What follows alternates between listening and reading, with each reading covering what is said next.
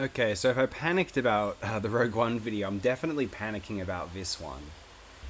Well, not literally, but well, I understand. But these newer Star Wars films are weirdly very contentious.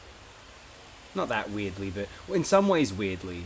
Insofar as people critique them as films, it is what it is. Insofar as people critique The Last Jedi in particular over what appeared to be political hang-ups, I don't know what that was all about. That was just like I do, but I think it was misplaced aggression in this case. I don't understand what the hell the fiasco was all about. I do and I don't. Let's elaborate. Up to a third at most, but potentially up to a third of this film is really quite bad. I mean, there are some poor decisions in this film. Let's just get this out of the way. Leia in space is dumb. The sentiment of the casino planet scene is nice. It's great sentiment. I love where they're coming from there, especially in showing, the whole, oh wow, this is great, and then, fuck you, no it's not, this is fucking indulgent and disgusting. Yeah, I like that, but, just the whole, it's not that well directed a sequence when you've got the four-legged creatures running through the casino. It's just kind of poorly realized. And then so is the sequence where they're escaping from that Imperial ship, and BB-8's in the ATST. Like, it's just the understanding of space. That it just feels poorly storyboarded. I don't know what to say. Those three scenes stuck out to me as being particularly poor. Plus a shot where Luke kind of Matrix bullet times under Kylo Ren's lightsaber. I know it's an astral projection. Well, no, it's just a dumb shot. Why it didn't need to be there. But so that that's out of the way. Those are some somewhat glaring flaws, if not outright glaring flaws. And then there's the other things that people took issue with in this film, which I thought was... I didn't have any problem with them whatsoever. I'd go so far as to say that some of what people saw as bad things about the film were great things about the film. I love how they handled Luke Skywalker. God forbid they make Luke Skywalker an interesting character, right? Yeah, people went fucking ballistic over that. And Rose is a great character. I think it's awesome that we get one of these kind of... just someone who would otherwise have just... she's just this minor engineer, and then she was given the spotlight. We got the...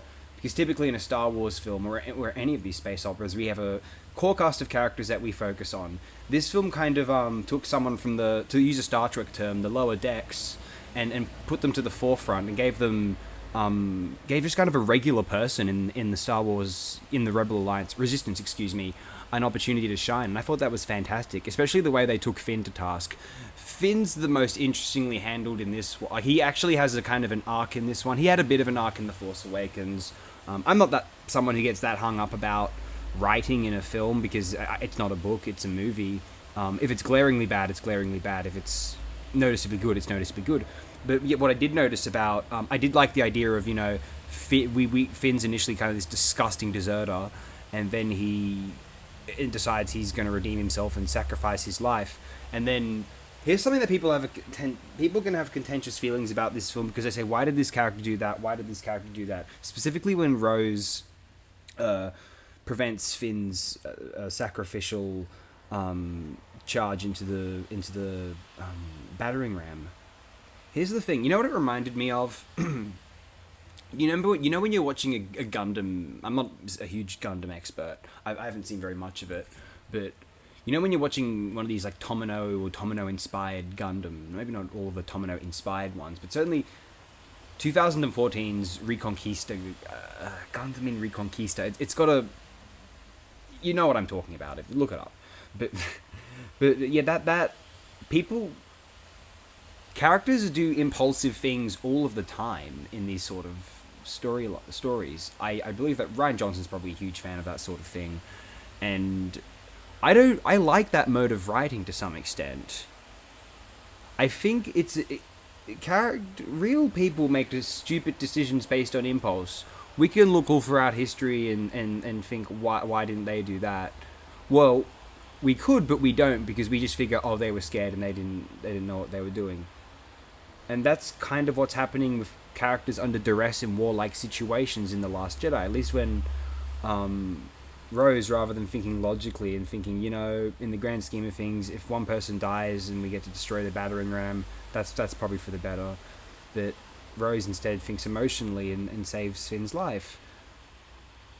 And you might think that's crap. I think it could have been interesting to have like Finn die, and that would have been cool and subversive and all that. But I think it's also potentially interesting to explore characters making dumb decisions based on emotion and impulse in the heat of the moment.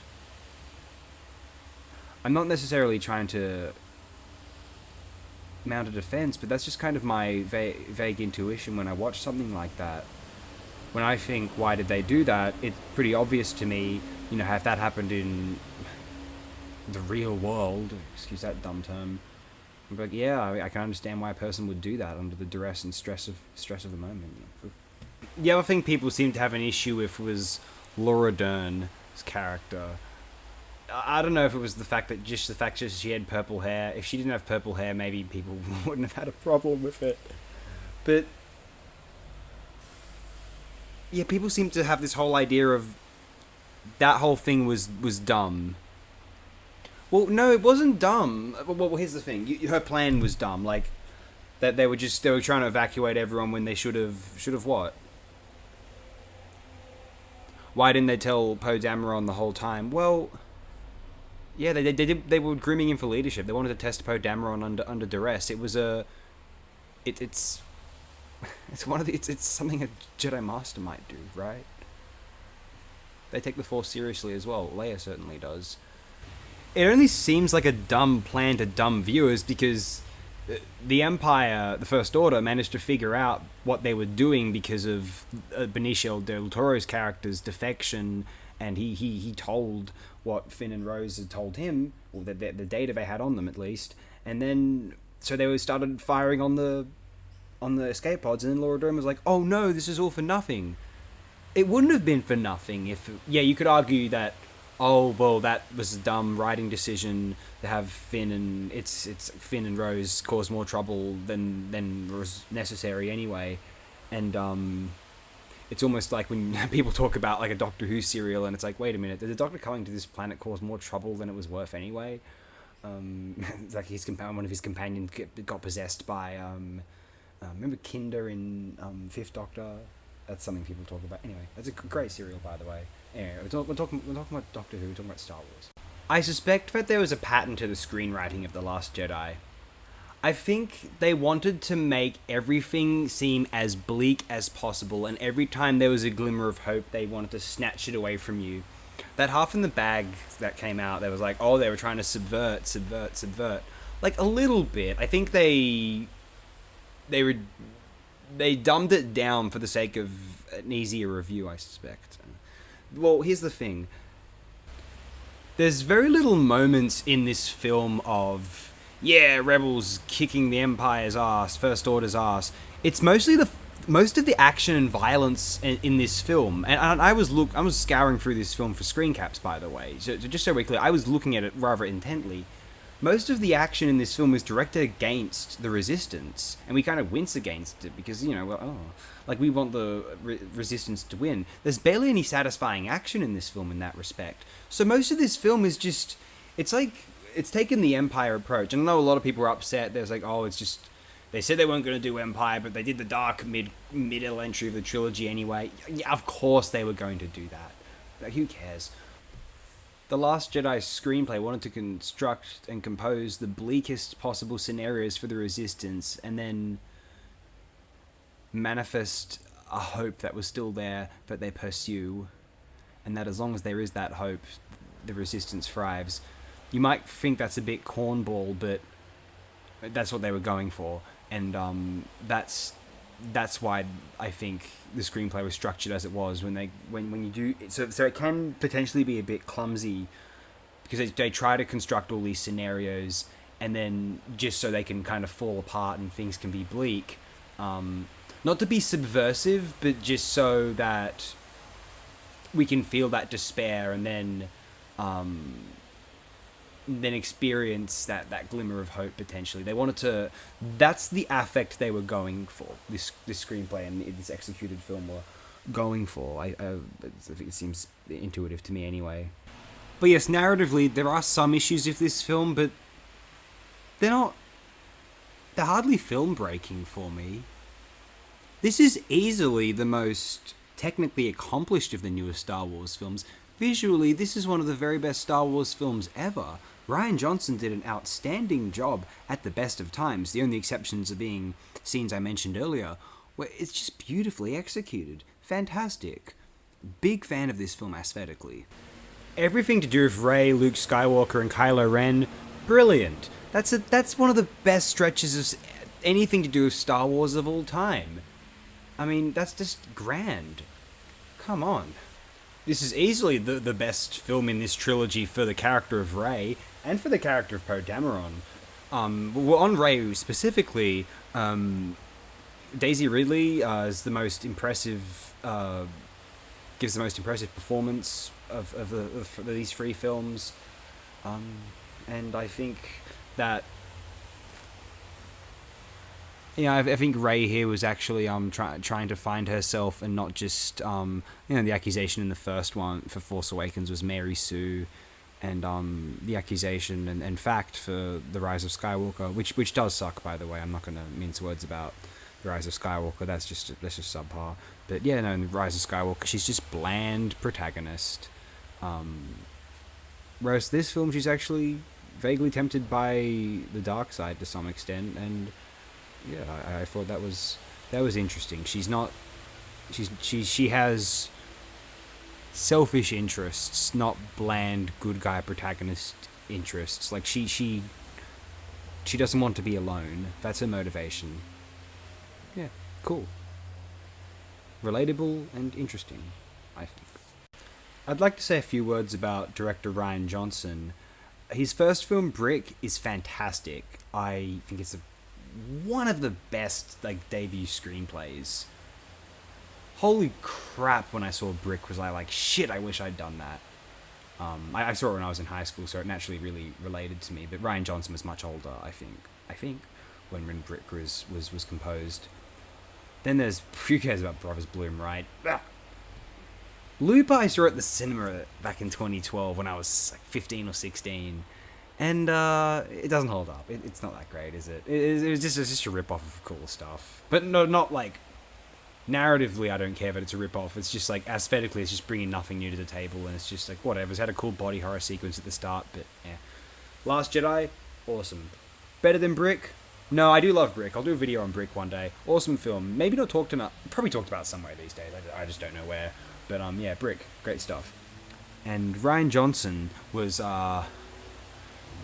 poor Rian Johnson, directing one of the highest budgeted films of all time with The Last Jedi, one of the most breathing down your neck jobs you could take as a director, sleeping maybe 3 to 4 hours a night, and fucking Red Letter Media got on his case for yawning on set. God forbid.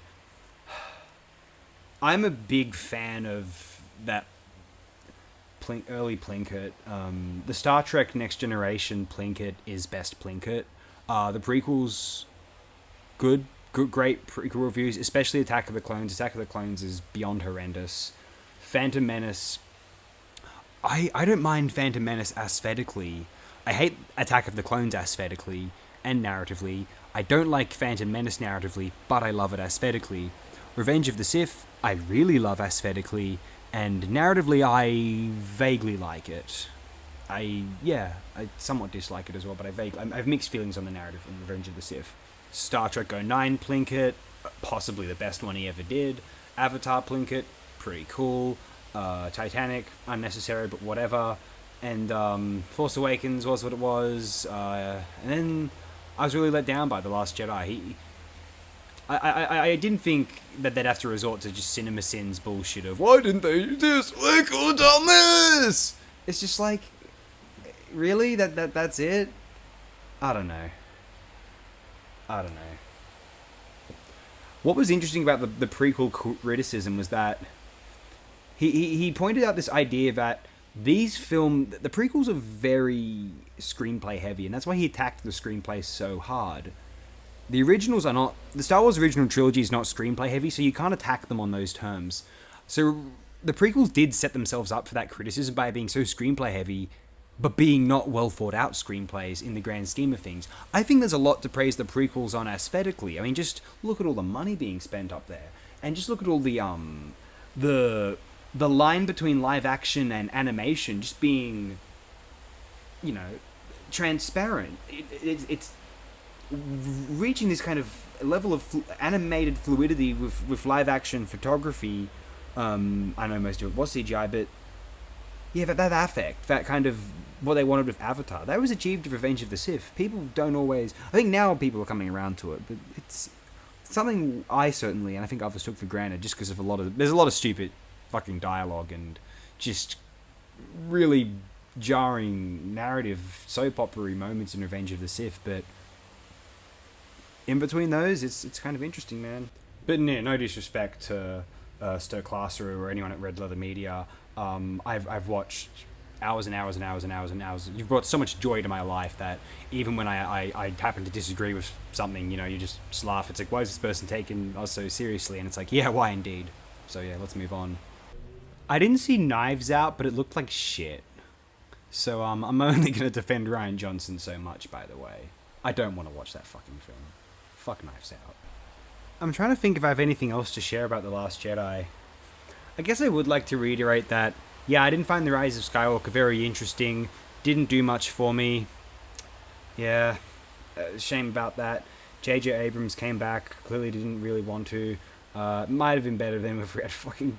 Rian Johnson was meant to write it. I think they scrapped his screenplay. They fired Colin Trevorrow, which is fine because who wants the Jurassic World director on this? But then they got J.J. Abrams back, who didn't really want to be there apparently, and so he just kind of just did it for the paycheck, and The Rise of Skywalker was boring. Maybe I should address the whole, what do they say, SJW accusations against, accusations of SJW behavior, I guess, in The Last Jedi. Look, I'll play devil's advocate with you a little bit. That sort of stuff is absolutely partially what's hurting, Star Trek Discovery. I'll grant you that. I don't think that's exactly what's going on in The Last Jedi. I think Rian Johnson, screenwriter, is trying to include different perspectives of... Well, let's be real. Like, Star Wars is a very international franchise at this point, and there are many different individuals who watch Star Wars. They idealize the characters in Star Wars. Many very young people who look up to characters in Star Wars, and I don't think it's out of the ordinary. I don't think it's pandering. I don't think it's even necessarily being a social justice whatever to try and represent all sorts of people around the globe in these films. Everyone watches them. Why not represent them? It's a literal question to detractors. I don't think that's compromising artistically. And Rose in and of herself is an example of a non-heroic, non-superstar figure within the Rebel Alliance / Resistance who's getting the chance to save the day. You know, someone from the lower decks, if you will, which I think is an interesting idea in and of itself. I don't know. I don't object to it personally, and I don't quite understand why people have, other than simply having a problem with the character being poorly written, which I think is exaggerated. I certainly don't think we needed to bully Kelly Marie Tran off of the internet. Fuck all of you who did that, by the way. Not cool. I actually think Kelly Marie Tran elevated the character with her performance than it otherwise may have been, frankly. Star Trek Discovery is comparable with a terminal disease, so let's not even go there. Anyway, have a fantastic day, everyone. Thank you. Leave your hatred in the comments. Please do.